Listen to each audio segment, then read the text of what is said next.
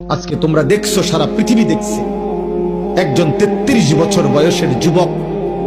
এই যুবক ইমানদার ছিল। আমার প্রিয় ভাই, আমার কলিজার টুকরা ভাই শহীদ শরীফ উসমান হাদি রাহমাতুল্লাহ আলাই, এই নওজোয়ান ইমানদার নওজোয়ান 5 ওয়াক্ত নামাজ সে পড়তো প্রতিদিন। খোদার কসম, ফজরের নামাজ সে জামাতে পড়তো।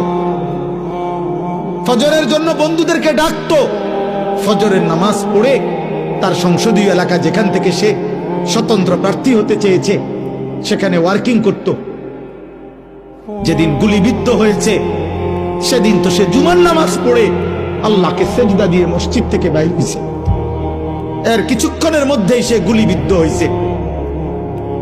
সে হাফেজে কোরআন ছিল, তার বাবা আলেম ছিলেন, তার বড় ভাই আলেম, সে মাদ্রাসার ছাত্র ছিল, সে আল্লাহকে ভালোবাসতো, পাক্কা ইমানদার ছিল।